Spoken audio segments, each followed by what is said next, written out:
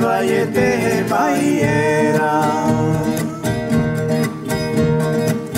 de Mataberí me quedo observando que Angaroa se está iluminando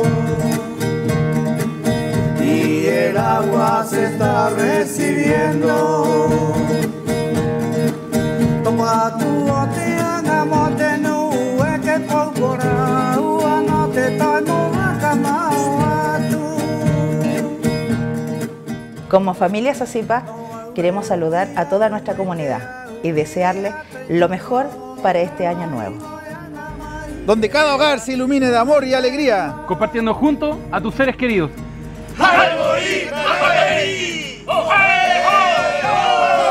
Es un minuto de reflexión para agradecer y celebrar. Siempre cuidándonos como hermanos. Distribuyamos respeto y buenas energías Para que nos conectemos como comunidad. Con muestras de cariño veremos la pureza del corazón. Que exista abundancia espiritual y unión fraternal. Atendámonos y escuchémonos. Con la mejor disposición y paciencia. Porque las comunicaciones son la base de las buenas relaciones. Dejando atrás todas las cargas en el año que se va. Y en este nuevo año podemos descargar solo felicidad. Sumándonos gota a gota el cuidado de nuestro entorno. Cuidando uno de los pulmones de la isla. Manteniendo y protegiendo los recursos. Para nuestras futuras generaciones. Siendo cada vez más justos y conscientes Con nuestro medio ambiente. Dirijamos nuestras vidas por el camino de la paz y la armonía.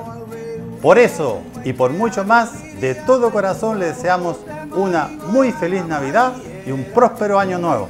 ¡Feliz Navidad!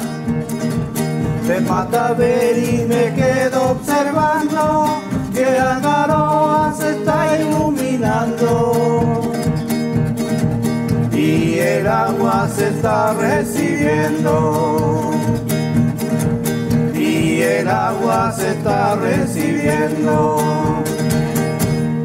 Sacipa, cuidando a la comunidad de Rapa Nui.